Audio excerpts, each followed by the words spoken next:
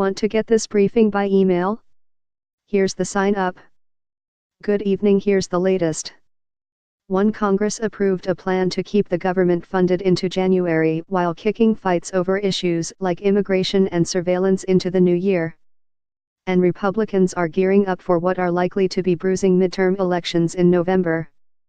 Midterms are inevitably referendums on the party that controls the White House, and President Trump has the lowest approval rating of any modern president this early in his tenure. The tax bill has given Republicans a victory to talk about, but Democrats are up in polls and donations. ________________________ Point 2 In an act of defiance against the Trump administration, the UN General Assembly condemned the U.S. decision to recognize Jerusalem as Israel's capital. Despite President Trump's threat to cut aid to the resolution's supporters, the largely symbolic measure was approved by a vote of 128 to 9.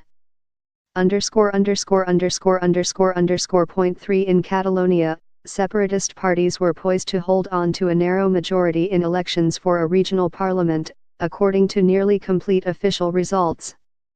Above, the vote count. Prime Minister Mariano Rajoy of Spain called the elections hoping to reshuffle the political deck, calculating that Catalan voters would punish the secessionist leaders who had provoked the country's worst constitutional crisis in decades.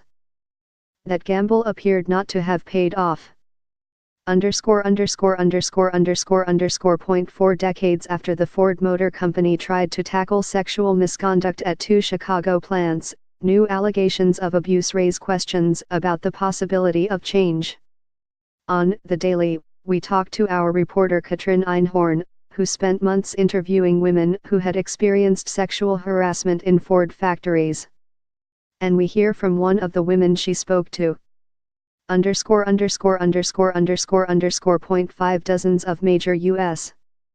employers including Amazon and Goldman Sachs placed recruitment ads on Facebook that were limited to particular age groups, an investigation by ProPublica and The Times found.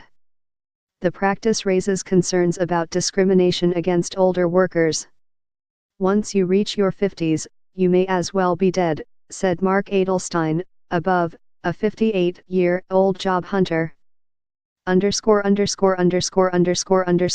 6 Grisly news from Asia and Australia, a fire that appeared to have started in a parking garage consumed an 8-story building in Incheon, South Korea, killing at least 29 people. Most of the dead were trapped in a public sauna on the second floor. And in Melbourne, Australia, 19 people were injured by a man who drove an SUV into a crowd. The authorities are searching for a motive, and said the suspect had a history of mental illness and drug abuse. Point 7 Could a metropolis of 30 million people end up underwater? Experts say it's only a matter of time for Jakarta, Indonesia's fast-sinking capital, which must contend with man-made troubles and mounting threats from climate change.